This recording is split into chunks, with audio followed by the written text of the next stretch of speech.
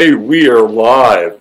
That's right. It's me, Robert Phoenix. This is the Friday Forecast, and appreciate you hanging in here for just a minute while we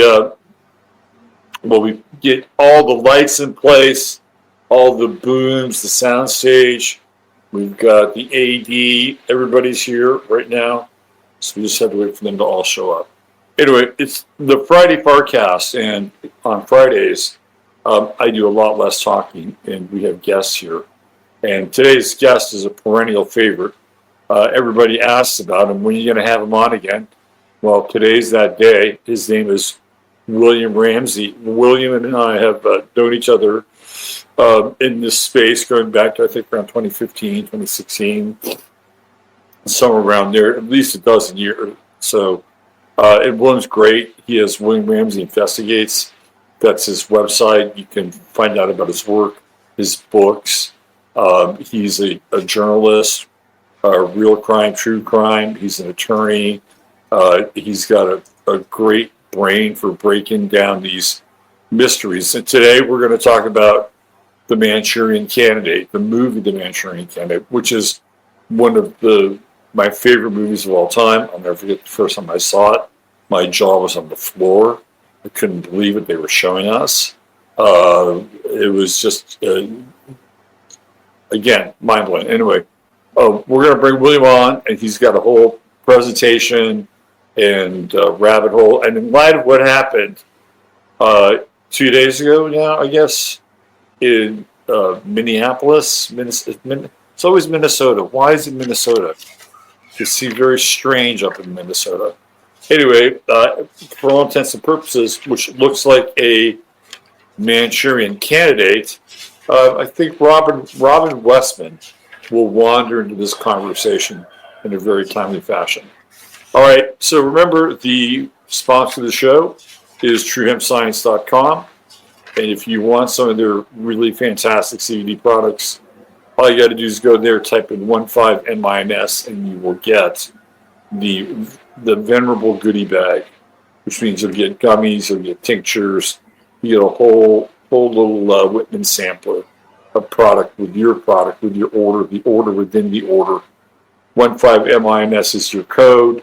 There's always a 30-day money-back guarantee in the product.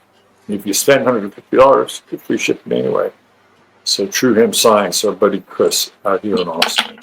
All right, no more time of wasting.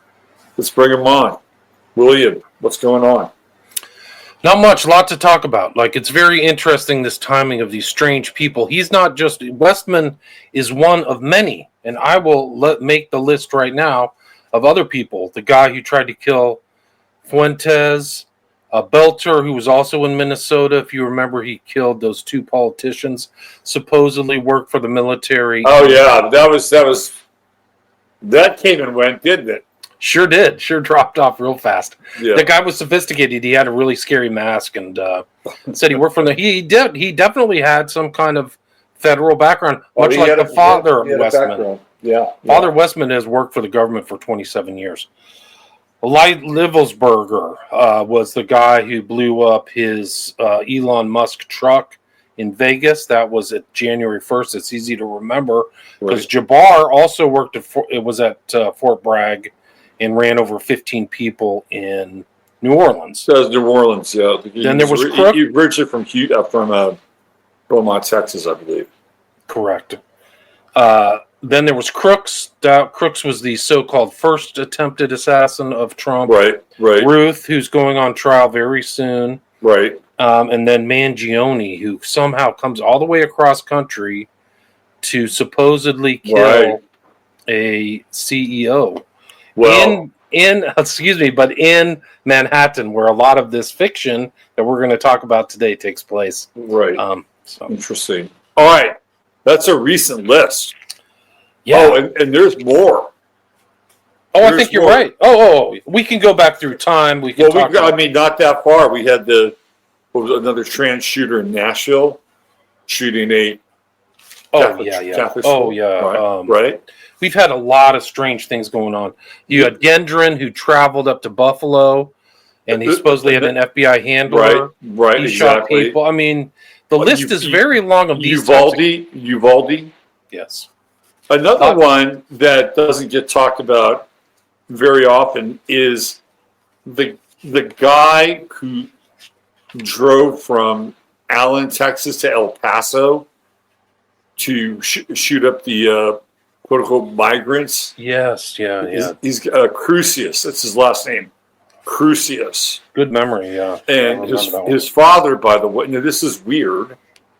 His father supposedly treated one of the shooting victims at Walmart for PTSD 12 years before. How does that happen, William? I don't know. So Crucius's father was, guess what? A therapist, right? And you've got this Westman whose father is in some kind of strange governmental program. Who knows what leverage there? Yeah, it's Esri, I think was the name of the company that he worked for.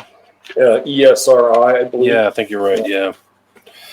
So that's why this movie is important for a variety of reasons. It's a piece of history. It had the top actors of its time were in there. And a lot of people don't know that this film was taken out of circulation for 25 years. So after the Kennedy assassination in November 22nd, 1963, it disappeared. And back in those days, we didn't have streaming and things like the luxuries we have today. So it literally kind of dropped off consciousness till 1998. That's kind of around the time when I saw it, and I'm like, "Holy shit!" It's a masterpiece. Where's this movie been? Yeah, literally, that was going through my brain because if you haven't seen it, it's absolutely mind blowing and a masterpiece. Can we kind of start with Frank Sinatra's involvement, not just as an actor, but as kind of a driving force behind this movie? Yes, he was. That's a great question. And that's very topical and important because Frank Sinatra, if you remember, he was a member of the Rat Pack, but he was also a very close and personal friend of JFK. And the book, JFK, we know he liked to read. He read Bond novels, but he also read Condon's book. Condon's book came out in 1959. You have to remember, this is the height of the Cold War, McCarthyism, communism. The war in Korea was 50 to 53. So a lot of this stuff is happening. It's very kind of heady time. And so JFK runs for the president in 1960, and kind of the head of his entertainment thing was Frank Sinatra. So Frank Sinatra was kind of the head of the celebrity support, an important component of presidential races to this day. And then when they won, he kind of organized all his buddies to come and play. And he went to Hyannisport, and that's kind of the famous kind of residence of the Kennedy clan dynasty, really, and that's where they made the decision to make this movie out of this. And it was actually Frank Sinatra's production company, and the $2.2 million at that time, which is a pretty significant amount of money. Half of that went to Sinatra's acting payments, so he cashed himself out and became the lead of this. What was the novel at that time? So was he driving this project the whole time? Or 100%. He was very much involved, and there's actually a very interesting clip that I could bring up too, because he's talking. He's the one who assembled the cast and everything. Right. So it was his production company. He decided who was going to be in the film with him, who was going to direct it, and actually he was very in close contact with Kennedy. So he even admits later on in his life as he aged that Kennedy was very much involved in wanting to know how this project was progressing. So it wasn't, a lot of people may forget this film didn't come out in some kind of vacuum. It was coming out in the age of this behavioral psychology or mind control or whatever you want to call it. Right. And there was kind of glimmering, but I think the brilliance of Condon, who's kind of lost to history, he's one of those authors. He did Prizzi's Honor, if you remember the Prizzi's Honor movie with Jack Nicholson, I believe. He also wrote those, but he's kind of fallen out of kind of the limelight. But this was one of his first books. But some of the principles, and some, like I read the book and I've seen the movie many, many times.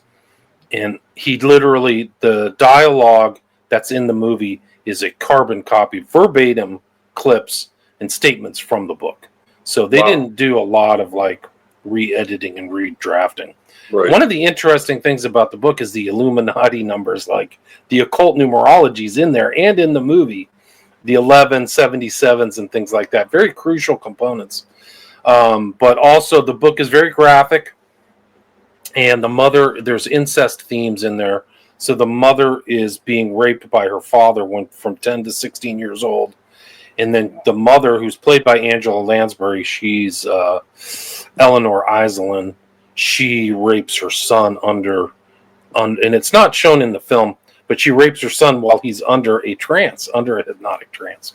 So it's pretty dark and graphic in that regard. But a lot of that stuff is in there in Condon, and I think Condon was showing something that he had I don't know a lot of the background of his research, but he seemed to get a grasp of hypnotism, brainwashing. He knew something was induction. going on. Yeah, he got it.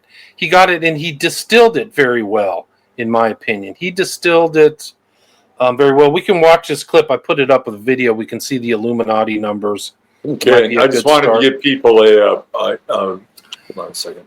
One of the important things is that you had talked to me and sent me something about the movie Frank Sinatra was in, which is in my slides. It's called Suddenly. Well, there's a guy taking a shot at the president with a rifle. It was made in 1955, and it actually featured Sterling Hayden. If you remember Sterling Hayden, he would be Jack or Ripper or Tripper or whatever his name was, the crazy lead character of Dr. Strangelove, which came out in January of 1964. And he's also in the Killers, right? Yes, that's correct.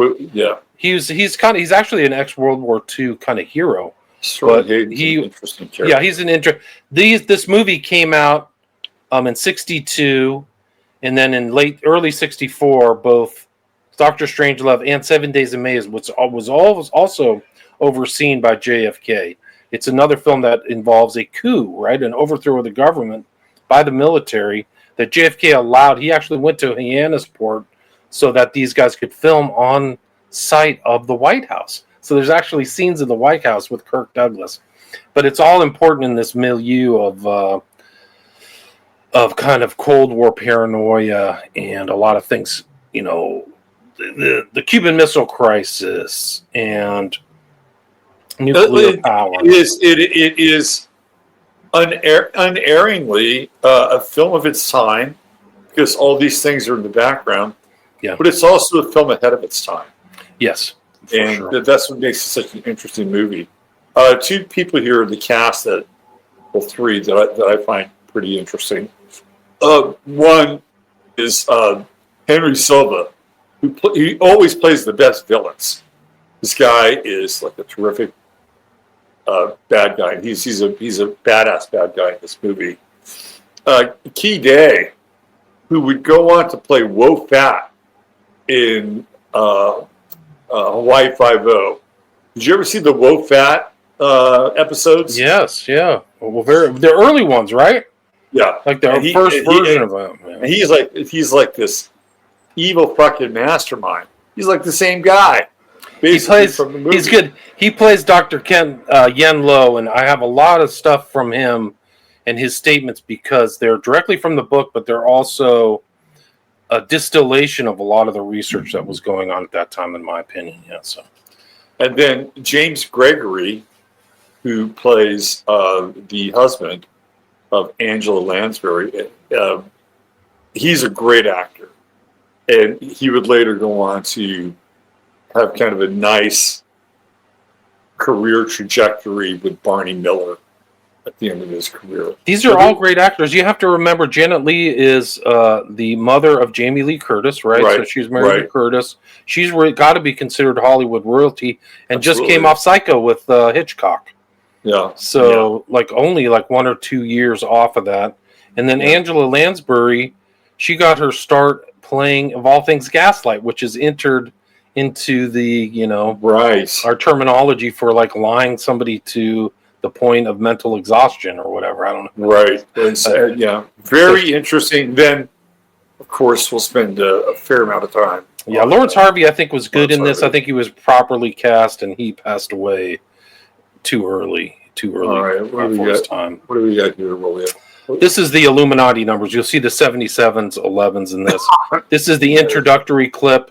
Then we'll see a very important clip in this where Lawrence Harvey's character, he plays a guy by the name of Raymond Shaw, is triggered after hearing the number 11 and seeing this trigger card, which is the motif that pervades the entire film, which is the Queen of Diamonds. And that represents the mother, too. So he has a very difficult relationship with his mother.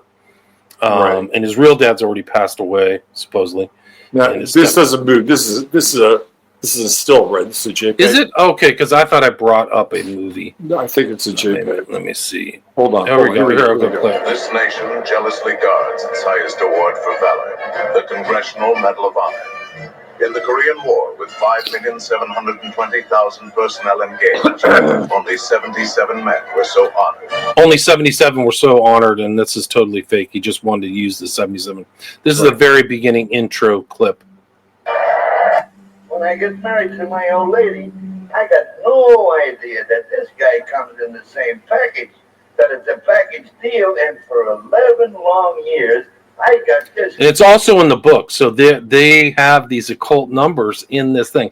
This is 11 long years, he just says, and then Lawrence Harvey will flip the Queen of Diamonds, and then the bartender will say something, and Lawrence Harvey, it's a triggering effect, it's a mechanism, and then he goes and literally jumps in a lake in Central Park. I'm tied around my neck, and believe me, it's no bargain. I've got no idea what kind of a airplane I got with this guy.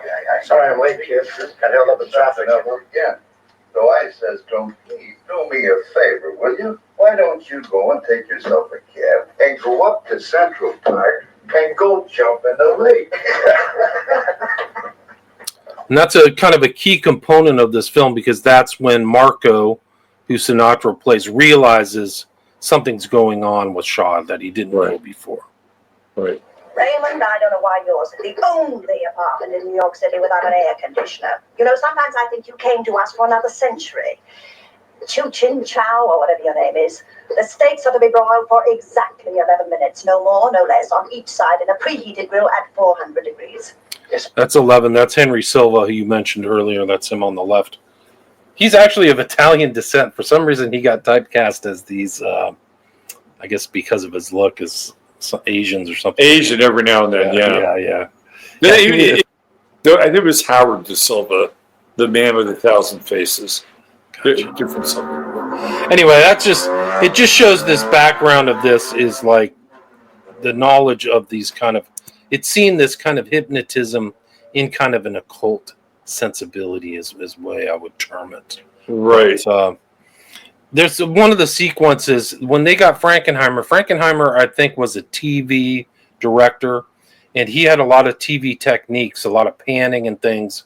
And I think one of the greatest scenes in film history is the scenes of these guys with your god, whatever's Dig Lay or whatever's Keeg Dig as Yen Lo, talking to them while they're under hypnotism, and it's coming around where they're like black ladies at a horticultural thing, and then the communists and all this stuff. And that's where it comes, this Manchurian Candidate, because they're taken to Manchuria. And if people aren't familiar with that kind of geology or geography, it's the part above the Korean War. So the Korean War happens in 1950-53, and Manchuria is right above that. So that's like the theme. I mean, this is totally going to ruin people if they haven't seen the movie recently, but it's interesting how close a lot of the stuff reflected real world events. It feels okay. So, who was there a technical director for this, or somebody who? It's very interesting you say that, because Sinatra, and it's from varied sources, but it's not to my knowledge, it's not memorialized within the kind of publicized documents relating to the film, but in multiple sources in multiple different books, there's a guy by the name of William Joseph Bryan who is said to be a consultant in this. Right. William Joseph Bryan is a very strange kind of hidden character. I've done a show on him, but not a lot of people know about him. But he literally ran a hypnotist course in a class on Sunset Boulevard in LA, literally about 2 blocks away from the Comedy Club.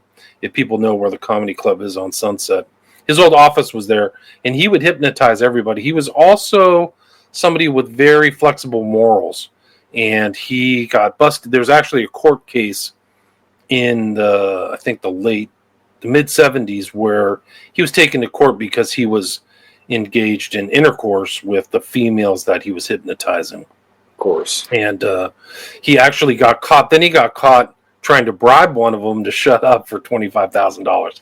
So a lot of his stories, he went down the tube, so to speak. He started becoming a hypodermic needle drug user, and then was in Vegas. And these women in Vegas, 2 prostitutes in Vegas, said he spilled the beans on some of the stuff he was up to. But the fact that he was involved in this film, the interesting thing about William Joseph Bryan is he wasn't just involved in this film as a consultant. He was actually involved in other films. He was involved in one of the earliest films with Francis Ford Coppola, and it was called something 18. I can't remember. It was filmed, but it also involved kind of this mind control stuff. And he's a named consultant on that. Is it like Dementia 18? Yes, good memory. Yeah. You're super smart. Dementia 18. So it was a very, very early horror film. It's where Ford Coppola got its start, really. I think it was his first film. I think it might have been his first movie, and he got backing from some Italian studio. And he shot it in Ireland, is my understanding. Shot Dementia 18. Yeah. Bryan was also involved with other great actors. Vincent Price. He did I think it was Amazing Stories. He did something like that. So there's pictures of him with Vincent Price. It's probably might be before the time of people who are listening, but in my era, he was one of the great kind of horror actors who popped up all over the place. Vincent Price is great. Yeah, awesome. Great guy outside and inside the theater. Really kind of a character. They don't make him like him anymore, but. Anyway, William Joseph Bryan is kind of this hidden hand behind that. It's interesting because when Frank Sinatra was coming up, he was part of a band called the Jimmy Dorsey Band. Yeah. And this is the 40s, and there's pictures of him in the band Sinatra. And William Joseph Bryan was supposedly a drummer for that. He claimed ancestry of William Jennings Bryan. Yeah. But it's opaque. It's not clear that he's clearly, if you looking through ancestry and stuff like that. But he's a mysterious character, William Joseph Bryan. Friends with Melvin Belli and Bailey, F. Lee Bailey of all people. So people who are unfamiliar with the gods of American law during the 60s and 70s, F. Lee Bailey and Melvin Belli were infamous lawyers during the F. Lee Bailey. I suppose they never lost a case. I don't know if that's true. And then Melvin Belli was just this wild character lawyer. Helped set up the whole Altamont Festival with the Rolling Stones, which becomes this incredibly dark ritual. Plays a character one time on an early Star Trek episode. Yes, good memory. Yeah, and you can still see that on YouTube. Yeah, and he married. So he's so smart. He got married in Mexico City, and his wife thought that everything was fine. And about 5 or 6 years later, he divorces her, and she goes to apply American divorce law and get half or more of everything he has, and it doesn't work because they got married in Mexico and they'll fight everything, all the American marriage laws. So Melvin Belli was smart. He learned his first marriage was a total catastrophe. He was a woman, Bailey, Belli, and Bryan, all B's, all womanizers, all really hardcore womanizers. Bailey started a skin mag. It was called Weed, UOUI. I think it was. Maybe it was a different one. But these guys were all, and Belli was never faithful. I mean, there's tons. He was a scumbag. Mel Belli was a scumbag. Pops up in weird places. He's a real character. He actually is kind of the old California, believe it or not, because his dad was in like Sacramento, right around the turn of the century, and he was like called the King of Torts, but he was also involved in all kinds of weird stuff. For some reason, he's in California and he's brought out to be Jack Ruby's lawyer. Melvin Belli never did any. He did like podunk criminal law when he first like set his shingle out when he first started lawyering, and then all of a sudden he's in like the biggest freaking criminal case in world history in Dallas. I mean, it's unbelievable. Shot, so he's sent out there in '64. Probably did, in my opinion, to throw the case. Like he's there as a didn't winger. he? I could be wrong here, but didn't he defend Joe Alioto when Look Magazine did that expose on Alioto and his connection to the mob? He might have been Alioto's lawyer. The story about Belli is that he was very comfortable being. He's kind of like Sinatra. Yeah. Like he was comfortable about being around mobsters, and he was of Italian descent. Right. But he was from Northern Italy. His descent comes from Northern Italian. Right. But he is really a character. And if you haven't seen Gimme Shelter, he's in about 5 minutes of the movie, but you can tell what a wheeler dealer he is. He had a great character. He was one of those lawyers who they don't all come like that.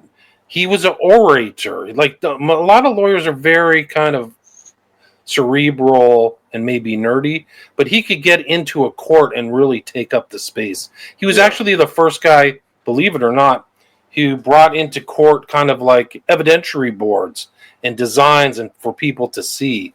And he really kind of, this is normal today, but back then it wasn't normal to bring in these kind of props and devices and things like that. And he really made his bones as a tort lawyer, a product lawyer, and things like that. He made tons of money too. He cashed out big fat checks, and he had a play. It was right in the kind of his offices are right in between used to be right in between the financial district and North Beach, was the Italian part of San Francisco. I know this because I lived there. I used to drive by his place all the time. Right. And whenever he would win a big case, he would take the skull and crossbones of like a pirate ship and raise it up, and just crazy stuff. Like he was just a real larger than life character. Well, that Coppola's office was there. I don't know if it's still Coppola's anymore. I know he has his winery. He has a place there. He had a building. The Coppola building was right there, kind of at like Lombard Street and Broadway, kind of up right there, sort of. Belli was also the contact of the Zodiac Killer, of all things. He was the one they called. If you watch the film Zodiac, that has these big actors, Robert Downey Jr., Mark Ruffalo. There's sequences. I forgot the actor. He plays Belli, so he's like taking the call. This is because the Zodiac was kind of like, he was similar to the Sons of Sam, where he's sending cryptic messages and mailing and contacting people. And for some reason, Belli was that guy. I grew up in the Bay Area during the time of the Zodiac Killer. I mean, you walk home from school and you're looking around and going, hey, is there somebody with a gun out there somewhere? You know, it was a weird vibe, man. It really was. Knowing that theoretically there was some stalker, you know, with a rifle or pistol or whatever.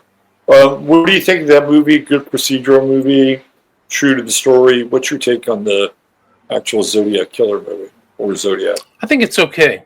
It's interesting because the guy who plays Robert Downey Jr., who's Zodiac, was also a biographer of William Joseph Bryan. Oh my God! He seems So I have to find, if anybody knows where I forgot his name. I think the real name was Ayers, but his research stuff. I need to find it if it's in a university or somewhere. And if anybody knows that, email me. But that guy, whoever, because he probably has information on the Zodiac and William Joseph Bryan that's contemporary. It is. It's a very kind of ornate kind of tapestry of different characters and people. Right. Belli took classes under Brian, so he took this hypnotist, and He took so it. did Bailey. Bailey learned the techniques of William Joseph Bryan. So did Sinatra. Knew of Bryan. So fascinating. Yeah, Okay, it's really so something. So this is we so have that's the this shady movie character. 62. Yeah. Yeah, 62. Any evidence that somebody dropping out of the Korean War or who had been in Korea, maybe in a situation similar to this, like were they in touch with Condon? Like, because there's such a vivid feel of those like struggle sessions. It's Yes, amazing. no, it's really a good point. I think I don't know his research that went into the book, The Manchurian Candidate. He was a much more sophisticated writer. When I read it, his classical allusions, his understanding of history. One of the interesting things about Condon in the intro, and I'll show this in the slides, is that he based the character of Angela Lansbury, Eleanor Iselin, on a mix of two people. One was Roy Cohn. So Roy Cohn, who was no shit. yeah. That's crazy. So she's a female Roy Cohn. And he admits it right that. there at the beginning in the intro to Manchurian Candidate. Roy Cohn is kind of one of the early blackmail guys. He was the mentor of Trump. Yeah, and just a total scoundrel. I mean, that's a whole nother story. But he also based it on the mother of Augustus. I think her name was Livia. And she kind of was this behind the scenes manipulator. And anybody who was a claimant to the throne or a threat to her son, she would poison. She poisoned like 5 important people, showed up mysteriously dying. So he kind of knew this whole. He had the kind of conspirator's sensibility when he was going into writing this. And it's a shame that Condon has lost his reputation, or he just is. It's one of those guys who falls from history, I guess. Who may be famous and not as famous. I think it's an important question. He had to have known the Manchurian Candidate people at the time. If we go back to 69, the war ends in 45, and a lot of these guys are really interested in interrogation and these communist struggle sessions, like you mentioned, and they're very much trying to figure out the paperclip Nazis. So interrogation is very important. And the people coming back, there was this perception that they'd been tampered with from the Korean War pilots and things like that, but they had been subjected to kind of East communist bloc techniques. right. And so that's what they were trying to figure out. They were trying to take them back. And a lot of the guys who kind of went on to CIA infamy wrote stuff about like interrogation techniques and things like that. So known kind of CIA doctors like Jolly West, who pops up in weird places too, like William Joseph Bryan, and Ewan Cameron were all involved in this stuff. For example, Ewan Cameron was involved in interrogating Hess, right? Hess did that infamous strange plane flight to the UK. Right. And he thought he was being poisoned and tampered with too. Like he said, somebody's poisoning my food. Somebody's tampering with this stuff. So it goes back before. So I think that information was being bandied about. It was in the zeitgeist before Condon wrote his book and published it in 59. Yeah. I feel like it is so realistic. Yeah. And it's like they had to have had some contact with somebody or somebodies who had contact with that world, because it's so ornate in its own way and heavily detail oriented. They're just springing it up out of the mind, and you imagine, well, what would this look like if this happened in Korea, right? How would this look? Well, first of all, you have to be able to envision it. You have to be able to envision an event like that happening. Like, oh yeah, let's create an event where they're going to shatter these people's minds. You want to do that? Let's explore some mind shattering. Oh yeah, let's bring it into the war context. And oh, by the way, how would the Chinese do this? How would they go about shattering minds? Right? Like, I don't think that just pops up in a void. I'm sorry. Right? Like I totally agree. Yeah. I think in my thing, like, I'd like to look at Condon's research materials. I guess he has in one university. He put all his stuff in there.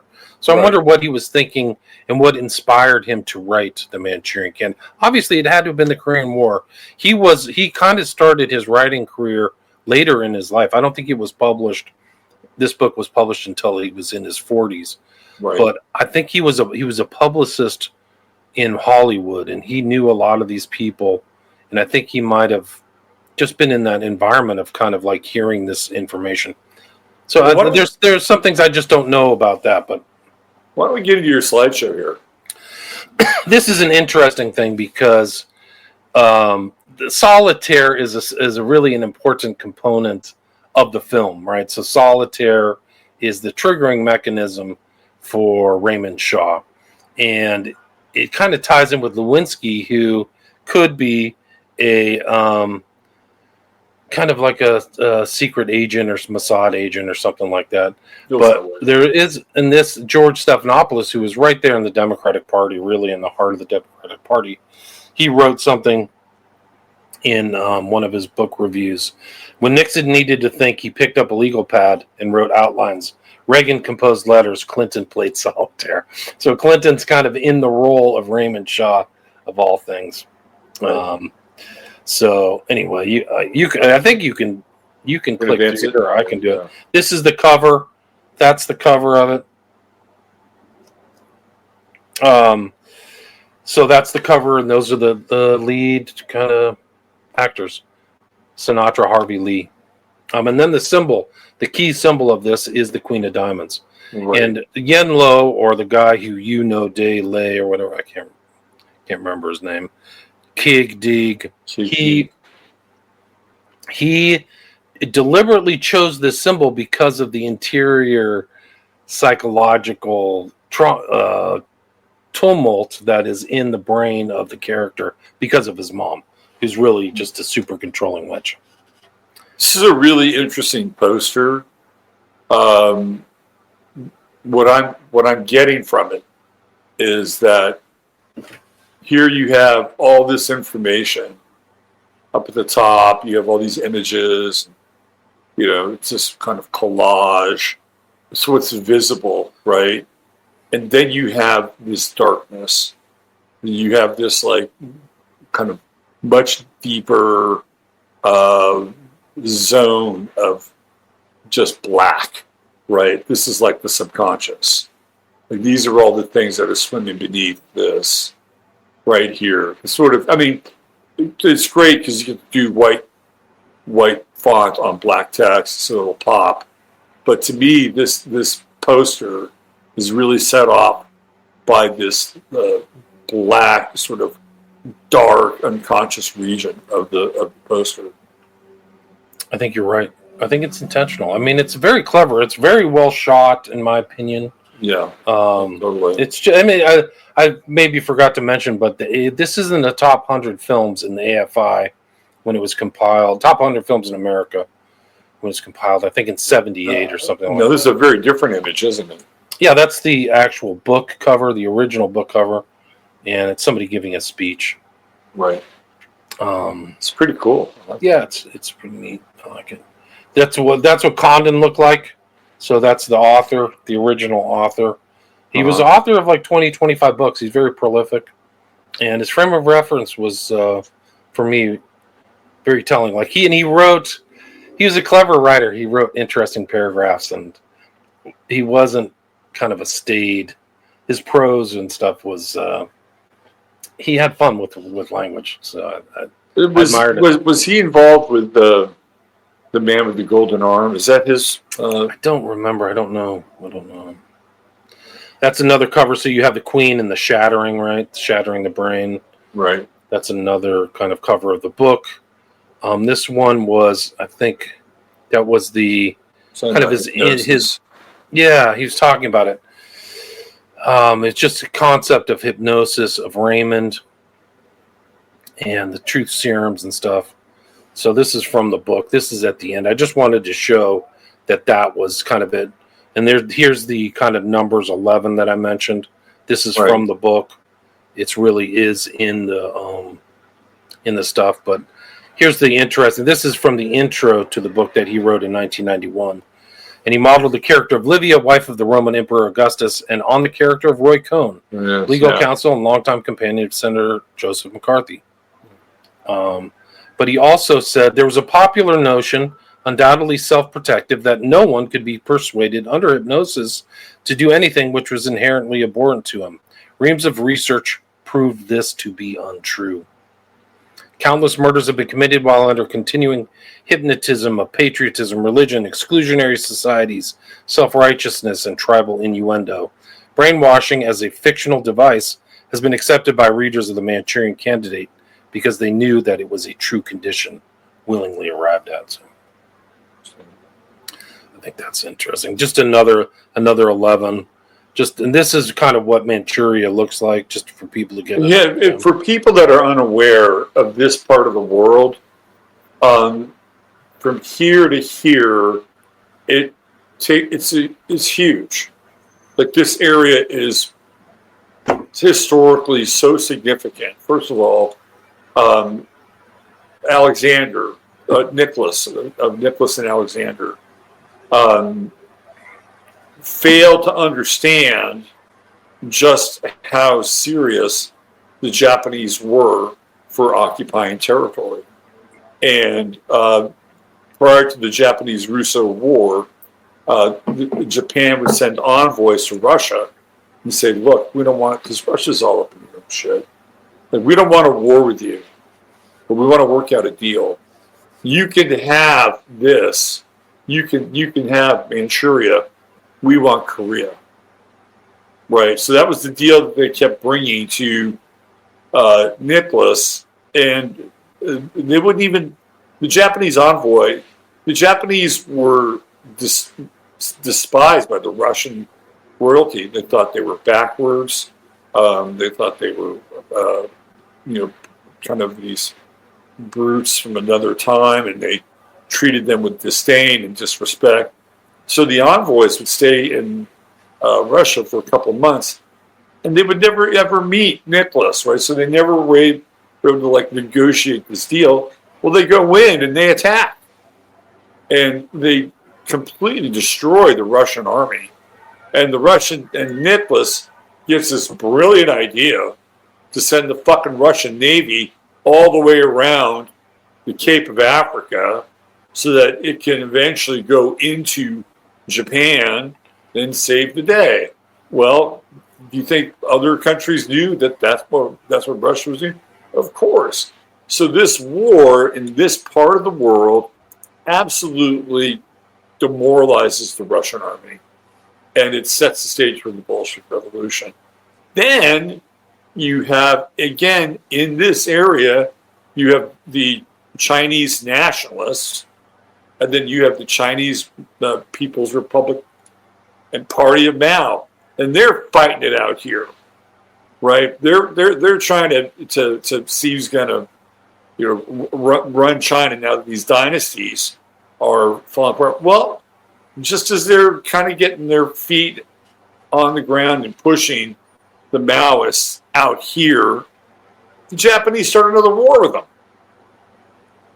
So now the Maoists and the nationalists are like, well, we should band together and let's fight Japan. We'll beat Japan together. Of course, this is Mao's idea. So Mao comes out looking really good once they defeat Japan. But this area has been so instrumental historically. People have no idea how much of a role this part of the world has played. And this is exactly where part of the story is coming from. Right. I mean, that when the Japanese sank the Russian fleet, it put them on the map. Oh, yeah. People are like, wow, the Japanese aren't joking. They invaded Korea and occupied Korea and instituted all kinds of cultural changes in Manchuria. And then they were kicked out, and that was brutal.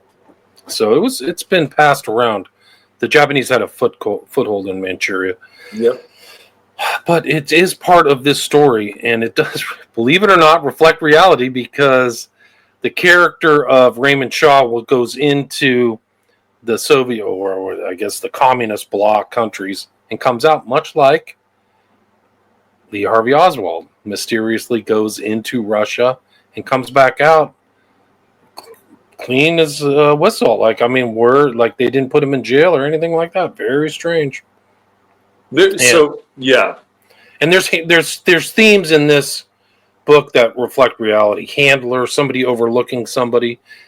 Raymond Shaw's being handled. He's being handled by Dr. Yen Lo, and then he's handled by his mother. So he's moved into place. And you'll see a lot of these other guys are literally moved into place, reflecting fact, like not fiction. we talked a little bit about this before. I don't think it's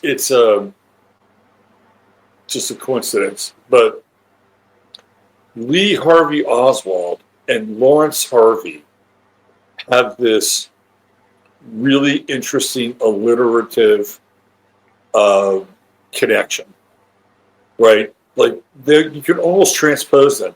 Lee Harvey Oswald, Lawrence Harvey. So I remember specific. I did know about this movie later on, and I did know about the actor when I was young, Lee Harvey Oswald, not Lawrence Harvey.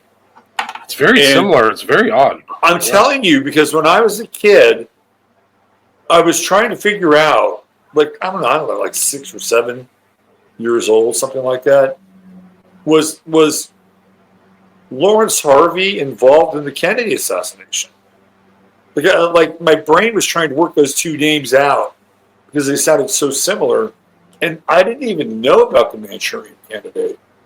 Like, what are you, just pure It's coincidence weird. or well, what? I don't know, but Lawrence Harvey is not his real name. He had like he was of like Jewish extraction, Of course, yeah. so he has some kind of like, I forgot what his real name was, but it's a stage name, so that's even more strange. So It is really I forgot. strange. Let me see if I can find out what Lawrence Harvey's real name was. Anyway, it just always struck me as being so close, and these movies being so. It's just this weird. This film reflects reality. That's the whole thing. Lawrence Harvey's real name was Zvi Moshe Skikny. I'd change that name too. Yeah, me too. And he passed away in 1973, so he was 45. He was super young. Was he a heavy drinker?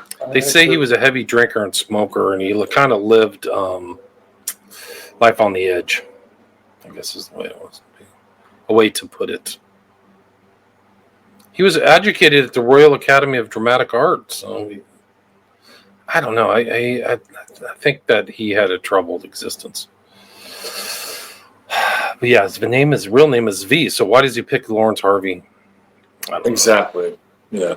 Well, there was Laurence Olivier, who was maybe he's trying to ride the Lawrence train, but the alliteration between those two names was just really weird for me as a kid. It's the same name, Harvey. It's really something else. It really is, yeah. And we mentioned this before when you sent this to me in an email suddenly. So this was already part of my presentation because the strange thing of this story is drive-by shooting. Well, not a drive-by, a rifle used to shoot the president. And Sinatra is the presidential killer. This is from 55 suddenly. So, Yeah. 54, excuse me. Get into this. This movie is really weird. Really strange. Yeah, so it's just kind of a curious thing. Here's the symbol of the Queen of Diamonds, a central Okay. image. Before you go here, I gotta ask you a question. Okay. Go back to the previous slide. All right. Look at Sinatra. He looks like the personification of evil, right? In some ways. Did he do the Manchurian Candidate to clean this movie up and kind of scrub it from his background? Like, I can be a hero instead of a heel. Or was he just working out both sides of those parts of his character? I don't know. There's definitely a mystery, but like, why did this thing happen? How much was this? Was it really like, was he just a front person for JFK? Like maybe JFK said, "You got to make this." Yeah, this is don't so know, weird. but he became he became the front person. But maybe JFK knew stuff. Maybe he knew things, and he's like, "You should make this movie because I'm seeing documents that pertain to this." You have to imagine that JFK saw the inside stuff. Like he's the president. He's probably seeing top secret documents and knowing stuff, I would assume. I don't know. This is interesting. The production company is Libra Productions, and it was released on October 7th, which of course now October 7th is a day of infamy, which is the month of Libra. So we have a Libra Productions movie being released in the month of Libra, 1954. And the running time, look in that center, there's a 77-minute version of this. There are three versions, 75, 77, or 82. And then you have 7 with October. That's interesting. You know any of these other players, like the Richard Sale or I haven't seen it. I just thought it was an interesting kind of. It's a kinda weird. sync. Just to summarize this movie is really weird because Sinatra has been hired to shoot the president, and he's holed up. Most of the movie is in an apartment where he's got his long-range rifle, his henchmen, and this woman, it's her apartment. And so she winds up getting involved with this scene, right? This whole scene. And Sinatra isn't just there to, he's maniacal. Like, he's maniacal. He can't wait to kill the fucking president, right? He's got an itchy finger. In the meantime, he completely terrorizes this woman. And there's this weird, like, dark psychosexual drama going on. And of course, the rifle is on the president, right? So you have this big, long, kind of phallic thing that's just kind of, sticking out near the window. And the majority of the movie takes place in this apartment where this whole psychological intensity is going on, and why Sinatra wants to kill the president. He's dark, man. He's really, really dark. And what's interesting is that the Manchurian Candidate, he's the exact opposite, right? He's the guy that wants to stop the killing. He's the guy that wants to redeem it. He's a military intel officer, yeah. Right, exactly. And that gets into the sign of Libra, right? Because now he's balancing out this character with this character in the Manchurian. Look, and I don't think that they went through all this and said, let's print this for Frank. He's going to be here in this movie and here in this movie, and we're going to call this Libra Productions. We're going to drop this on the 7th of October, which is Libra, and eventually he's going to do this other movie. Like, I don't know if they sat down and said, this is where it's going, but it's certainly how it turned out. And that's when things get really interesting. Why do these things happen? Are they just part of, like, this sort of synchronistic world we live in, or is there some intentionality or planning that goes on behind the scenes? Are fiction stuff influencing reality? Are people reading this and going, hey, this is a good idea? Like, why not? Like, why not implement this or something like that? I don't know. Or they're laying it on the public. Do you know this author at all, Richard Sale? Do you know any of his other No, stuff? I've never even heard his name. All right. Thanks. I just needed to kind of go there a little bit. Because, I think it's important. Like, these are questions. Like, why is this? Now that I've looked back through our time, a lot of these books and a lot of the culture's created. It's just no question about it. Right. There's a lot of culture creation around Lee Harvey Oswald.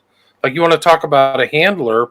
These new documents that came out about JFK that were released by Luna, like, they indicated that this woman, Macmillan, who met Oswald in Russia, was a CIA agent. And this book, Marina and Lee, which kept the whole story that he was a My parents had that book.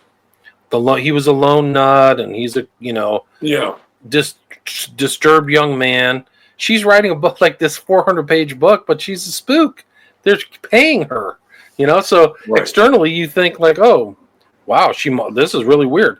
There's other people who knew Oswald and wrote about him. One guy's name was Kerry Thornley. The other is David Ferry, who knew Oswald from CAP, from Civilian Air Patrol. This is like 1955. And then Ferry is a central character in the Garrison investigation. And then he mysteriously dies, and he's played by Joe Pesci in JFK, right? There's speculation, Ferry liked boys. He liked teen boys. That was his peccadillo or whatever. Okay, I have a confession. There's a rumor that Ferry and Oswald were more than friends, is a way to put it. But it's Los Angeles, it would surprise me. Well, no, but they were this is New Orleans at the Oh, time. New Orleans. This is 55 New Orleans, yeah. New Orleans, There's a kind of infamous picture of them together, Ferry and Oswald. Ferry also knew hypnosis. He liked to put people under post-hypnotic suggestion. Ferry was almost kind of like an alchemist. He was a very smart guy, an ex-Jesuit priest who was defrocked. And they never said things back in the day. They just said he had a personality defect or something. The thing was that he liked the boys, and right. But he also had all this interest in cancer research. He was a gun runner. He was very much of a kind of a Renaissance guy in a dark way. I think you'll find a number of these dark Renaissance type characters. I think that William Joseph Bryan is like that too. Yeah. Like they're involved in dark stuff, CIA connected. Ferry, according to, I don't know if you've heard of Daniel Hopsiker. He wrote the book Barry and the Boys. Yeah. But he basically said Barry Seal, who was a coke runner, right, and Ferry were CIA agents. So he made that distinction. Like they're not associated with the CIA. They are actual agents. So they are actual like paid agents of the yeah. CIA. Yeah. That makes sense. And if you look at Ferry, you have to remember the context leading up to JFK is this desire for the Cuban Revolution. They want Castro dead. The Bay of Pigs is growing. All these guys are gun running with the mob too, right? So you had handsome Johnny Roselli was involved in gun running with Ferry. Like these guys are around in the same environment. The biggest outpost of the CIA was JM Wave in Miami, and they were targeting Cuba. And so when JFK, the JFK probably sealed his death when he didn't support the Bay of Pigs. Right. Is that was it. That was like, you didn't support us, and now all those people who were training to kill Castro are trained, right? Yeah. So, and Ferry's notorious for saying how much he's an anti-communist and how much he doesn't like Kennedy. Interesting. All right, let's keep the train rolling. All right, let's do it. So that's the Manchurian Candidate. This is the most important symbol, or it's a recurring symbol. It's how he gets programmed and deprogrammed by Marco at the end. So if you see that, Korea 52 is where it starts.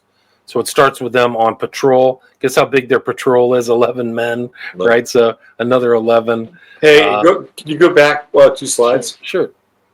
All right, no, one more. Go to Queen. That's okay. Yeah. All right. So one of the things that jumps out at me here is the letter Q.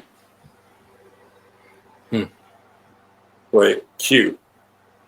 And what were we inducted into in 2017? The Q drops or whatever. QAnon. QAnon, yeah. QAnon, which to me, and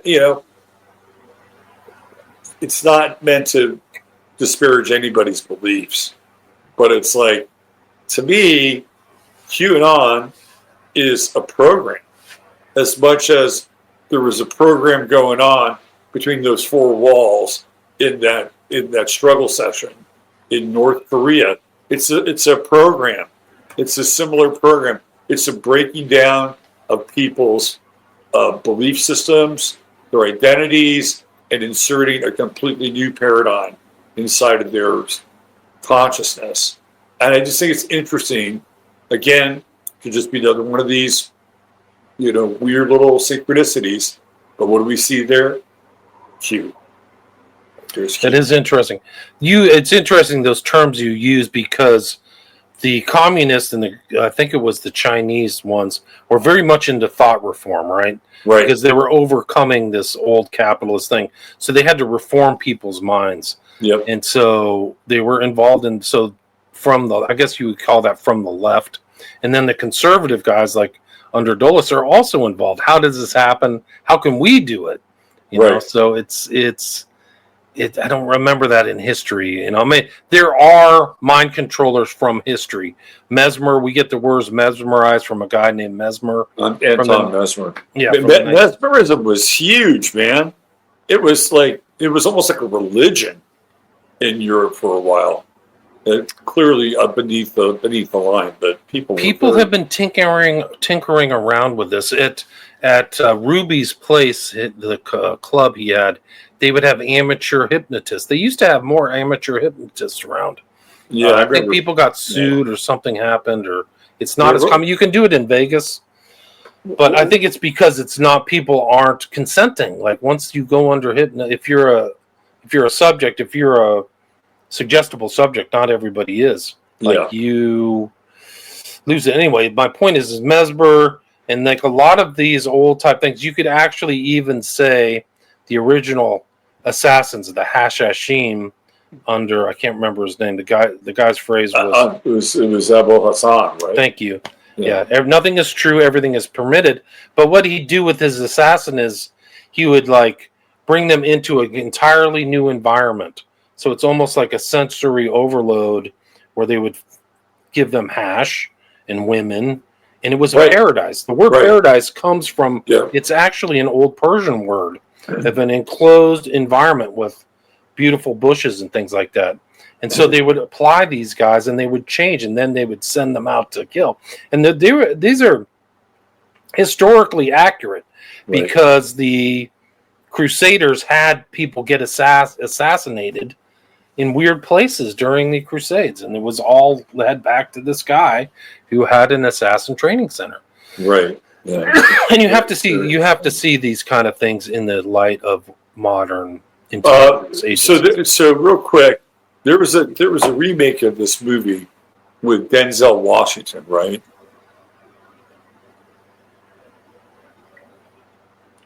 Not even close to being as good as the original, in my opinion.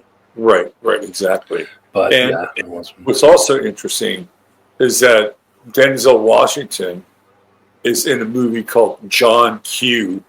Public. Interesting. Yeah. Denzel Washington, fascinating character. Probably really great actor. Fantastic. Great actor. Yeah. Probably deserves a little scrutiny at some point, just to see some of the interesting threads in his career. All right, let's get to another show. Another show. Yeah, thanks. Let's hit the next one. Korea 52. This is when they're out there. They're being set up. So he's being handled from the very beginning. He's put into place. Raymond Shaw is. It's interesting that Raymond Shaw. You have Lee Harvey Oswald, Lawrence Harvey, and Shaw is like the number one. The name of the guy that Garrison's prosecuting for crimes for killing the Kennedy. It's another odd sync. Anyway. Pardon? Odd sync, exactly. Yeah. Shaw comes back. He wins the Legion of Honor, one of 77 people. He doesn't like his mom. He's bitching at his mom. Then the first sequence where this dream sequence takes place, I should have included this in my Illuminati numbers, but it happens at 3:11, and that's when Marco has the famous dream. And we can play the video. Would you like to go through the video? Are we going to get a copyright strike? Not for color and commentary, but it's a little bit longer, so maybe we should just stick to slides. So he goes through the dream. He's transported. There's Silva right there on the right. They're all in this place. They think they're smoking yak dung. So Yen Lo tells them they're smoking tobacco, but they're actually smoking yak manure. And here they are with Mao Zedong and Joe Stalin in the background. Yeah. And they're in some kind of presentation group. But what they see, this is a good clip because they have this little old lady with literally like a bayonet or a dagger or something. But it's a really great sequence. People can see this. I think you can download the original off the Wikipedia page. I think it's out of copyright for some reason. They didn't copyright it. But there's Yen Lo on the left, Lawrence Harvey. He's strangling somebody. And then Marco wakes up howling. So he has the same dream. And then he goes to tell his compatriots over at the Pentagon, what seems like a Pentagon office or something. And they ask him about Raymond Shaw, the psychiatrist for the military. And he goes, Raymond Shaw is the kindest, bravest, warmest, most wonderful human being I've ever known in my life. But the facts of the case is that he's kind of a droll, humorless, jerk. So this is a made-up story. Yeah. And some of the sequences are interesting, and they reflect some of the sequences you see in these modern shooters. They literally point the gun at cameras and then pull the trigger, like from this sequence in Manchurian Candidate. It's another weird sync. I'll show pictures of these. I can show pictures later, but this is from the Academy of Motion Picture website. And then another guy, the African-American guy from the regiment or the patrol group, he gets up and says the same thing. Raymond Shaw is the kindest, bravest, warmest, most wonderful human being I've ever known in my life. And then Raymond is triggered by this passing time to play solitaire. So somebody calls him on the phone, and this kind of triggers him to play solitaire to get the queen. He's then handled into a medical facility, and he's kept in a hypnotic state under this Queen of Diamonds. And then this is in New York. So he goes from Manchuria to New York, and then Yen Lo's in New York, of all places. And he shows up. He's from the Pavlov Institute. So if you know who Pavlov is, it's the guy with the conditioned response and all the stuff that, like, dogs starts slobbering when they hear a noise because they know they're going to get fed, those type of things. Right. There's also little references to neuro-linguistic programming, which is interesting because Angela Lansbury's character's husband's kind of a fuddy-duddy. He's a drunk in the book, and he can't remember how many communists there are. So when she's sitting with him watching him eat with Heinz, she goes 57 to him, so that when he goes and gives a speech, there's 57 known communists, right? Right. He'll remember that number because he's associated the imagery in his brain with that number. Interesting. There's also one of the interesting elements of the thing is this morphing of characters. Lincoln was assassinated, right? And so this guy's morphing with like the Lincoln imagery throughout the whole film, while Angela Lansbury's character is morphing with the Queen imagery. And it's kind of like, I think it's kind of a not a hypnotic. I think it's kind of like a fuzz. They're fuzzing the lines between these characters and the individuals. Right. Marco spots two of the spies. He identifies them. So then the two spies from the dream sequence he knows and his cohorts know are high-level agents. They're high-level kind of communist agents. He's explaining it to Raymond Shaw, what's happening. They've both been kind of programmed. And then Shaw sees the Queen of Diamonds and jumps in the lake. They're trying to... This guy, the African-American guy on the right, is the military shrink. And he's figuring it out too. And he tells Marco, obviously the solitaire game serves as some kind of trigger mechanism. Let's concentrate on the face cards because of their symbolic identification of human beings. And so that's what they did. They identified the Queen with Angela. This is her and Silva. She says 11. She's identified with the Queen here. She's dressed kind of like the Queen figure, right? And then there's this morphing with Abraham Lincoln. He's playing solitaire. She's got him. And then his girlfriend, or the girl that he likes, Jessie, wears the queen, and it triggers him. And so then he leaves with her. This is kind of like the best thing that ever happened to Raymond is his relationship with this girl. And the mom comes back. She's shocked. He's gone. She doesn't understand. Marco deprograms Raymond Shaw with what's known as a loaded deck, which is like a magician's deck. So there's kind of like the implication of magic. And he shows this loaded deck to Raymond and tries to deprogram him. It doesn't quite work. Raymond goes and shoots Jesse and his dad over a checkmark box, like a black and white hex, which is Masonic. Yeah. He's really trying to convince him. She gets back in control of Raymond. She's telling him about the assassination, who he's going to kill. And then she kisses him. In the book, they have intercourse. She's full. Yeah, it's bad. So he dresses as a priest to go and commit the assassination. But what happens is that instead of assassinating the front runner, he shoots his mother and the senator and then kills himself. And one of the things that's interesting in the book is that there's a mention of Yen Lo where he talks about this kind of suicide, this suicide kind of programming. And it seems like that's what happens to Raymond Shaw, is that he commits suicide with that program. Right. But it's also interesting during certain sequences, he's mentioning, Yen Lo mentions all of these academic papers about mind control and self-destruction and primary motivation to violence. And it's reflected in this film. And that's why he's having Shaw kill people, because he's showing the people, I can get him to do anything, even though it's against his moral qualms. And that's what the intro kind of what I showed, or I read about Condon was saying, like, you know, this is a bunch of baloney. And it's a really interesting juxtaposition because he's a Catholic priest, essentially. Right. Right. Who are supposed to be the pinnacle of the moral code. And this is the exact opposite of what he's about to do. Fascinating, just from a symbolic perspective, too. And it's interesting. There's a sequence here when they're in New York. I'll see if I can play this, but he kind of explains what they did to Raymond Shaw and that they've weaponized his brain. Mm-hmm. And we'll see this reflected in modern day events. Like, these people don't know what happened. So this amnesia element is added to them. And I'll play this right here. Let's see.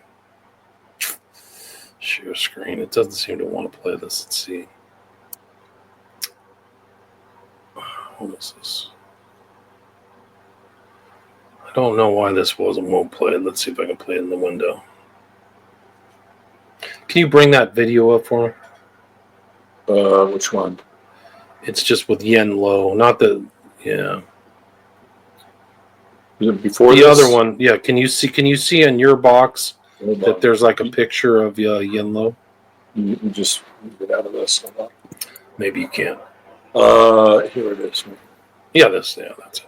Do you realize, comrade, the implications of the weapon that has been placed at your disposal? You may remove... Do you realize, comrade, the implications of the weapon that's been laid at your disposal? Your head bandage, Raymond. A normally conditioned American who's been trained to kill, and then to have no memory of having killed. Without memory of his deed, he cannot possibly feel guilt. Nobody, of course, have any reason to fear being caught. And having been relieved of those uniquely American symptoms, guilt and fear, he cannot possibly give himself away. Now Raymond will remain an outwardly normal, productive, sober, and respected member of the community. And I should say, if properly used, entirely police-proof. His brain has not only been washed, as they say, it has been dry clean. How is this guy never a Bond villain? I don't know. He's so good. He's really great. Yeah. So, Look at it. yeah, I think that he's explaining to them the mechanism of Raymond Shaw, like how they've done it to him. That's such That a he'll never know. He's amnesic, so he'll never know he actually committed the deed. fascinating line that he attributes to Americans. Was it guilt and what was the other emotion? Guilt and I forgot. Let's see if I can play this again. Because that was so on the fucking money. Right? No reason to fear being caught. Guilt and fear. Guilt and fear. And having been relieved of those uniquely American symptoms, guilt and fear, he cannot possibly give himself away. That is so over the target, right? These are two of the major psychological drivers of people and their subconscious in this country: guilt and fear. Wow. Yeah, Uniquely American. He's kind of right. Don't you think? Yeah, 100%. 100% too. Yeah. So let's go back. If you can bring up the slides, we can go back through. Sure.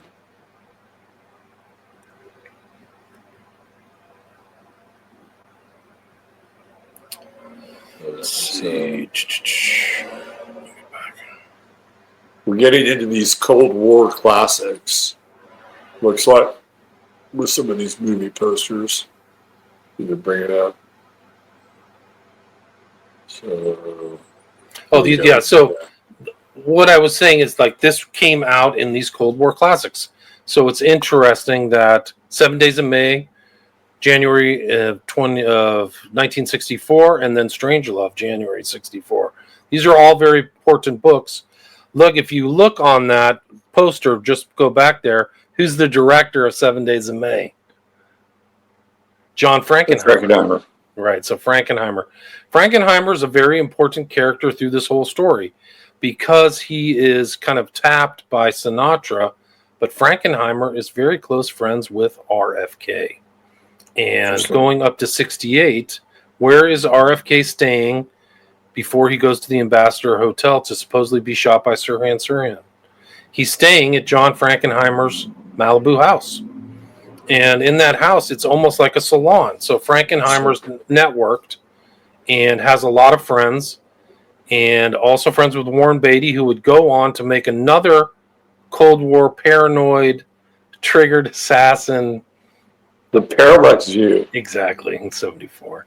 And he's in this environment. He's in totally neck deep with, I think Pakula was the director who made other paranoid films. And then Pakula dies mysteriously with an iron bar going through his windshield and supposedly killing him on a freeway.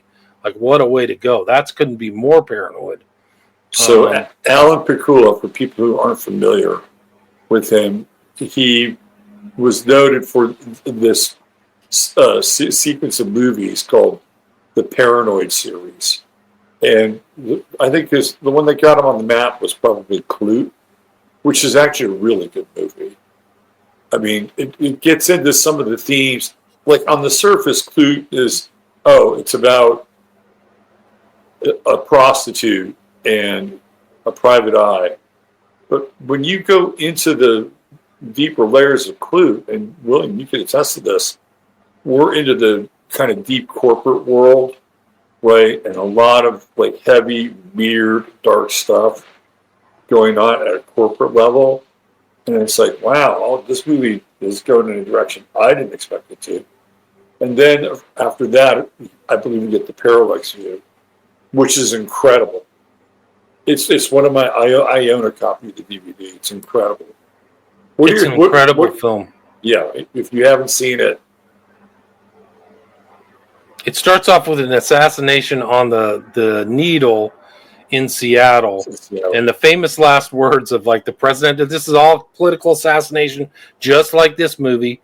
His famous last words are, "I'm known to be independent, and I might be too independent for my own good." And then there's like a fake assassin, a real assassin. Like it reflects reality. Right, totally.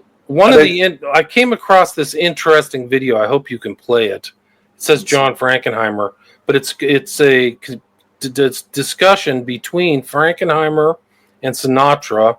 It's on a different box below. It's not on the slides. It's between and then the writer was Axelrod. Yeah. Can you hear the audio for this? Yeah, I can. Okay, good. This is good. In 1962, a film exploded onto movie screens all over the world that was destined to become a classic. Why is all of this being done? What have they built you to do? Tell me, Raymond, have you ever killed anyone? No, ma'am. Not even in combat? In combat?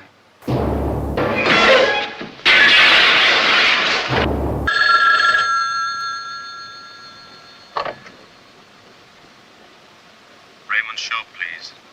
This is he. Raymond, why don't you pass the time by playing a little solitaire?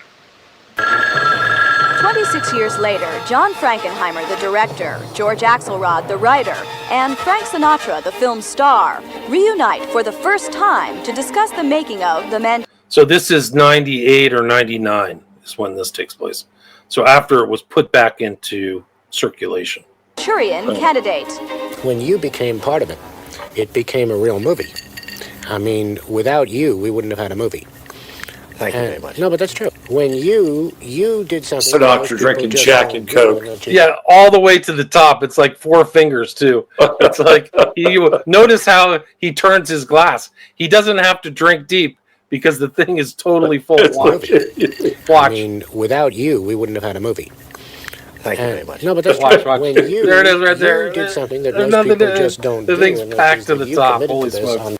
These guys drank so much. Like, you're surprised these guys even survived. The Rat Pack was... Paul Newman apparently consumed a case of beer a day. Yeah, I've heard that. Yeah. I heard Frankenheimer was quite the drinker as well.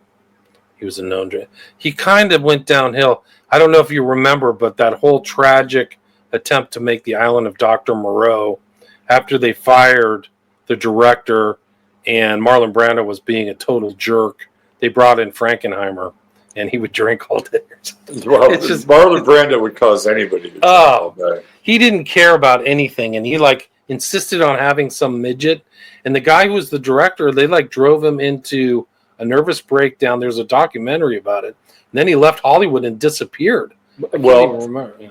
Val Kilmer was no walk in the park in that movie either. Yeah, I heard apparently he was a big jerk too. I know a guy who was a member of the cast, and firsthand stories about how horrible at that time in that movie Val Kilmer was as a human being. Yeah. But you have to wonder also, how much of that was a Brando effect too. Maybe Brando got into his vein because they're both method actors, and so they would be in these characters. And it's too weird. So At a certain part, don't you think Brando didn't just care? He just didn't care anymore. He'd achieved enough and been in so many. Oh, are you kidding me? He stopped caring. Yeah. Probably sometime after, I think after Godfather or something. The Paris movie. I don't remember. Oh, Last Tango in Paris. That was it. That's Brando's kind of magnum opus. He wins an Oscar for it. He actually has to act for it. And everything else. And then it's just I'm done. The stories of Brando, real quick, just funny story. Brando has this deal. He's going to get paid $1 million no matter what for Apocalypse Now. Right, that's his deal. But he's also got other flyers that are part of his deal. And one of them is that during the scenes where he's supposed to be acting in the jungle, he is supposed to have a yacht that he's living on,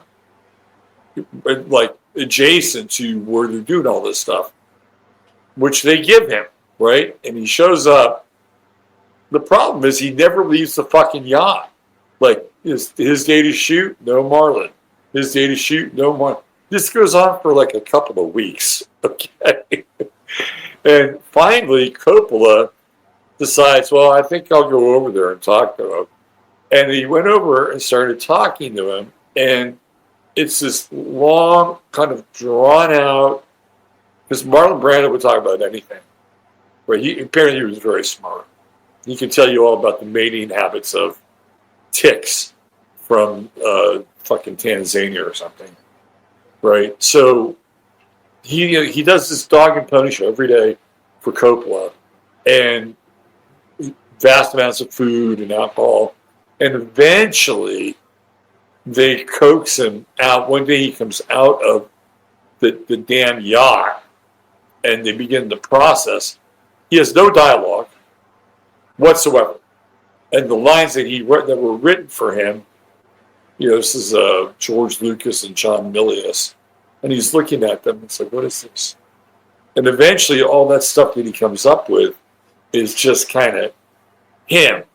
Right? Like, I saw a snail crawl up the edge of a razor. Right? Like, that's coming out of Brando's brain. Very little of that is written in the actual script. And that's sort of like the height of, like Brando tapping into his method acting powers. And after that, he's just mailing everything in. Everything. And he was overweight, too, for Apocalypse Now. I think he was like 150 pounds overweight. Oh, he was totally overweight. Yeah, so. Yeah. He had a great run. He didn't mature into old age, not like some of these other guys. But that was the thing about Brando. He didn't give a fuck. He's just stopped caring. He probably had all the money, all the women. There are stories about that dude with other dudes. He and Richard Pryor were lovers. Yeah. Also, like he banged one of those famous black writers, right, or something like that. James Baldwin. Yeah, James Baldwin. How do you know that? Like some kind of stuff like that. Like, whoa. So the word on the street was that, my audience can handle it. The word on the street was Marlon Brando would fuck a parking meter. He didn't care. Yeah. Male, women, black, white. He didn't care. It was all fun and games for Marlon. Yeah, wild stuff. Yeah, this is a great clip. Frankenheimer's very important. Frankenheimer, this guy right here, drove RFK to the Ambassador. It's crazy. This guy right here, he brushed up against Sirhan Sirhan at the Ambassador Hotel. Like, this is in Ed Sanders' book. He wrote a book about it. But do you know who's also at that hotel and in the kitchen? Yeah. Bobby Darin. Oh, wow, Bobby Darin. Also the guy who was involved in the Son of Sam case. What was the Irish journalist's name? He was in the pantry. About. Yeah. Billy Jim. I know his face. Anyway, the guy who was receiving the letters from the Son of Sam and wrote about it kind of made his name for it. Bobby Darin actually looks a little like Lee Harvey Oswald. Wow, that's they're that's really fascinating with the Frankenheimer connection. Yeah, the Frankenheimer is something else. It's unbelievable. But this guy literally directed Manchurian Candidate and then brushes up against Sirhan Sirhan. Didn't he? Get this, Robert. Sirhan Sirhan has no memory of the event. We just saw the Yen Lo talking about amnesia. Right? Yeah. No memory. Yeah, no memory. That's wild. What was I going to say? Who else was there? What was Jimmy Dean, Jimmy Cagney? No. Jimmy Cagney wasn't there. Yeah. Bobby Darin was there. Also, Roosevelt Greer. Huge guy, yeah. Rosie Greer, who was Pam Greer's uncle, if I'm not mistaken. Oh, wow. So Pam Grier of, like, black exploitation or whatever. Yeah, she's related to Rosie Greer, and I believe Greer was shot. Am I right? Yeah, about no, that? a lot of people took bullets. I think there were supposedly Sirhan had an 8-shooter, but there were like 12 bullets counted, and that was all covered up. And Roosevelt Greer he played for the Los Angeles Rams, and like there would be this like symbolic sacrificial lamb or ram as part of that event had he not survived. Wow, Jimmy Breslin was supposedly in the thing. Jimmy Breslin was present during the aftermath of Robert F. Kennedy's assassination, having traveled with him to California. It's like, let's pack all these people in this room at the same time. This is a huge event. Remember, this film is about the nomination. He isn't in the film. There's another guy that Raymond Shaw is supposed to shoot at the nomination acceptance. What's happening with RFK at the ambassador? He's about to accept or win the nomination. Right, exactly. And he said a lot of inflammatory stuff. RFK did. He said he was a revolutionary. There's a lot of books about the assassination. So Gene Dixon, the psychic, told him that he should not run for president in 1968. She said, "No, don't do this. Don't do this. This is not the right time for you." She said, "Run in 1972. You'll win easily, and you won't have to deal with the repercussions of running in 1968." And there's some who believe that Gene Dixon also predicted the death of his brother. There is some truth to that. There's also a little bit of fudging for the truth. It's important to remember that MLK would be shot in Memphis 4 months after this, after RFK was shot. So here's another part that is really freaky, trippy. The Beatles release 2 incredibly important albums on just either on the day or right on the heels of the death of JFK and RFK. So when JFK dies, the Beatles have their first North American release of their first record in the U.S. It actually gets pressed, sold, distributed in Canada. But the Beatles' first North American record happens on 11/22/63. And for RFK, right, the Beatles released the White Album, I believe either on the same day or within the same week as RFK. And of course, the White Album has Helter Skelter and all this other stuff going on. So the Beatles have this really, and there's some other stuff with the Beatles in terms of release dates and these collective traumas. But those 2 records I found to be really interesting because now it's Helter Skelter.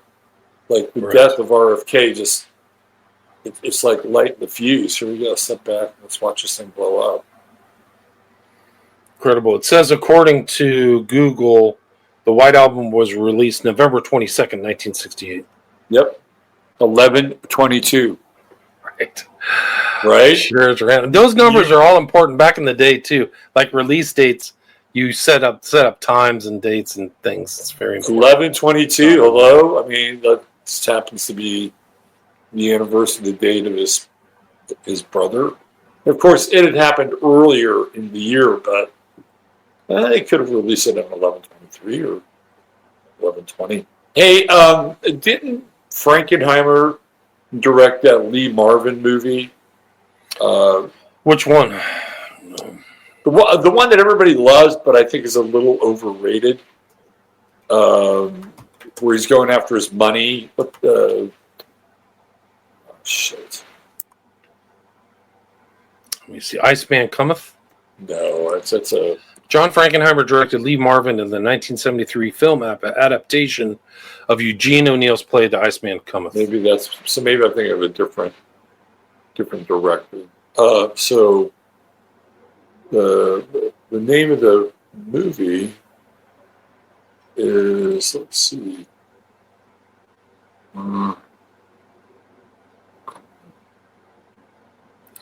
Marvin's a piece of work too. Lee Marvin was. You didn't want to get on the wrong side of Lee Marvin. Yeah, he was a legit tough guy. I think he was in the war. He was. He got shot. He got shot down by his private parts. Yeah, Battle of Saipan, the Pacific Theater. Decorations including the Purple Heart, Presidential Unit Citation, American Campaign Medal, Asiatic Campaign Medal, Victory Medal, and Combat Action Ribbon. Like, dude was legit. He got a Purple Heart. Yeah, he was a warrior. The movie is Point Blank is the movie. Interesting. And John Borman, it's a different John. John Borman directs Lee Marvin in Point Blank. And that's a trippy movie. I'll have to take a look at that. Yeah, Marvin's something else. Yeah. So, all right. Let's watch the rest of this video because I think it's interesting because Sinatra at one point will say, yes, Jack Kennedy wanted to know every detail about the film. So let's watch it. Faith in us. I remember that, yes. It was really a wonderful, wonderful, wonderful experience. And if you let me do what I was able to do, you let George do what he was able to do, there was none of this. And finally you called and said, I'd like to see some pages. Let me bring it out and bring it back out again. Can you hear me? Yeah. Okay, because I can't hear you. Let me see. Sometimes this does this. I know. Zoom gets weird on the audio sometimes.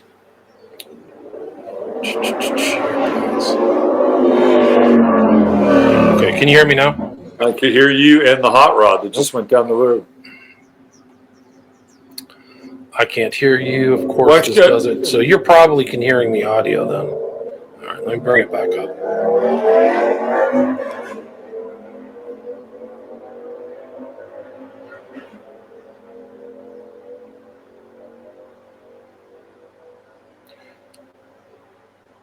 See if you can. It might be interesting to talk about a movie. Thank you very much. No, but that's true. When you did something that most people just don't do, and which is that you committed to this on faith in us. I remember that, yes. It was really a wonderful, wonderful, wonderful experience. And you let me do what I was able to do. You let George do what he was able to do. There was none of this constant interference that you read about today. It's so simple to explain. We three people believed what we were doing. We wouldn't have been together if we hadn't believed it.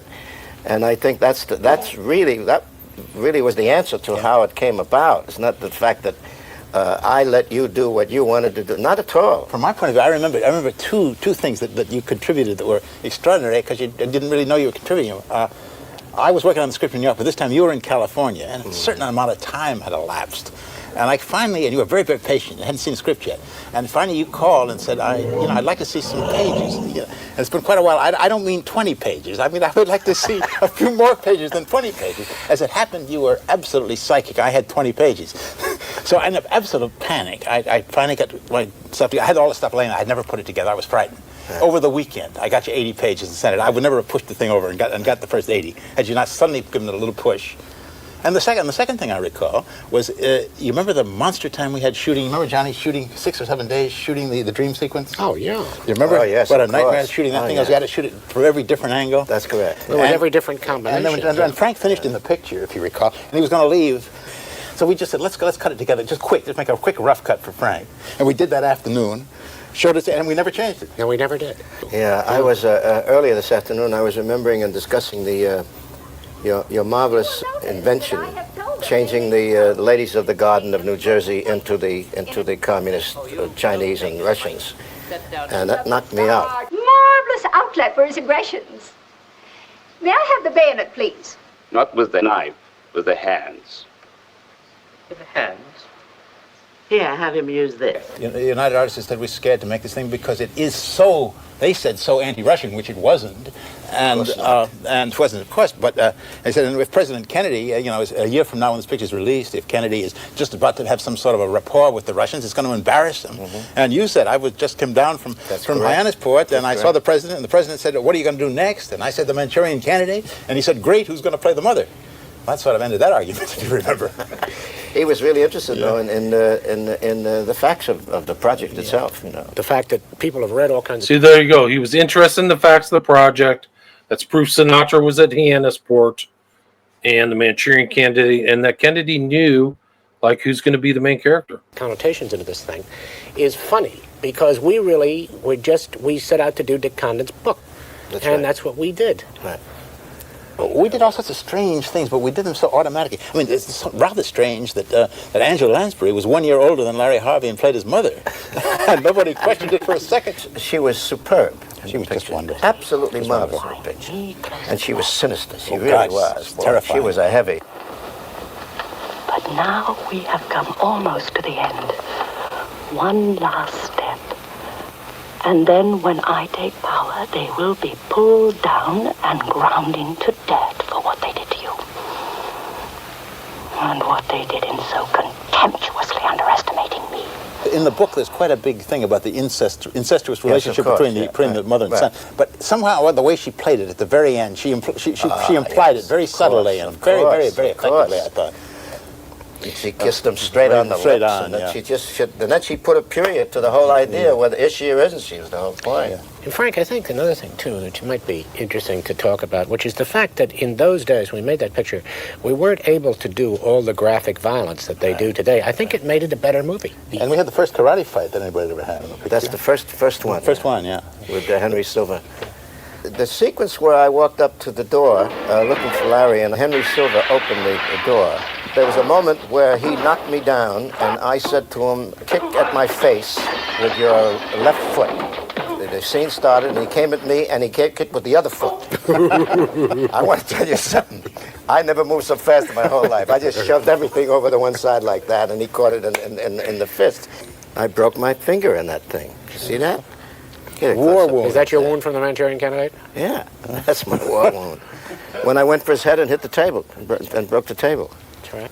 It was a solid table, and they cut into it. And there was a movement where I hit him, and he fell against the table. When the rehearsal, I said, that's the right position. Either he didn't hear well, or he didn't know left or right. It's a good thing it was rehearsal. But he moved into the area where I was going to bring my hand down. When we talked, and either one of you said, what role would you like to play? And I said, I'd like to play the Marco, the guy in the service, the soldier. Because I knew that the slightly tougher role was the role that I wanted to play. I wouldn't have known how to play the thing that Larry did. Well, as it turns out, it was sure the right choice. Right choice. That symbol was a grabber, the Queen of Diamonds. Absolutely. And he played off it so well. When he said, how about a little solitaire? Well, his eyes kind of got almost crossed, Why don't you pass the time by playing a little solitaire? Larry was a fine actor. He was a marvelous actor. Wonderful. Yes, he was. Good actor. He left us too soon, I must say. I go back and think about things we did, little moments that we did. And I remember the wonderful enthusiasm on the part of everybody involved in the film. And I mean it sincerely. I'm talking about grips, the assistant cameraman, the cameraman. Everybody was excited about doing the picture, which made, I think, was 30 to 40% of the enthusiasm came from those people, and it helped. It really did help. It was a wonderful, wonderful experience of mine. Interesting. It's just an interesting element of all this stuff. The background and them talking about it, and after everything that happened with Frankenheimer. By the way, that's the fiction. By the way, that is that. I'm going to pop out and come back. Yeah, pop out and come back. So there you go. There's the breakdown of the Manchurian Candidate. Amazing movie, incredible movie. We'll get William back on here, and we'll talk about a few more things that are related and begin to wrap this thing up. Why don't we do this? Let's see. All right. If you guys have any questions, pardon me. If you have any questions for William, you can put them in the chat. And we'll be happy to go through some of those and read them, and I'm sure William would be happy to answer them. Sinatra's speaking voice is so raw compared to his singing. Well, he doesn't live a whole lot longer after that interview. And you could tell that his testosterone was going because his voice is starting to get really hot. We're talking about Sinatra. Well, welcome back, William. Can you hear me okay? Yeah, I hear you now. Whenever I switch between kind of mediums, sometimes it drops off. There's something I was going to bring up here. Oh, this is just movie nerd shit. But the first movie to have a martial arts scene in it is not The Manchurian Candidate. It's a movie called Bad Day at Black Rock with Spencer Tracy. And Spencer Tracy is an old guy with one arm who happens to know martial arts.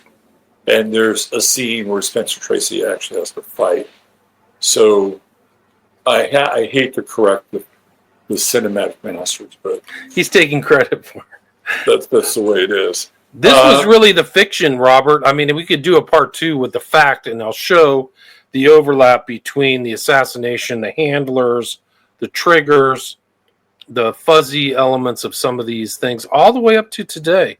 Like I mentioned that list at the intro, and Mangione is really incredible. Like this whole guy, he literally like drops his bag in Central Park, and you had a sequence of Lawrence Harvey in Central Park. So you can't even write this stuff, but yeah. I mean, maybe we can schedule a part 2, but I got like 2 minutes I got to run. All right, real quick, William. Sharon asks, would you say Obama was a, Manchurian candidate? Now, that's an interesting question because it could mean a couple different things. It could be kind of complex. Can you answer this on the way out? I think there's something about these guys. They're set up, but not set up for like assassinations. But I think Bill Clinton and Obama are similar in that regard. Yeah, I think there's something strange about them.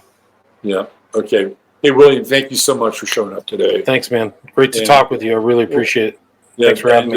We'll do a breakdown of some of these more modern Manchus in the next. And it'll all be factual. So all these things, how strange they are, how they get handled.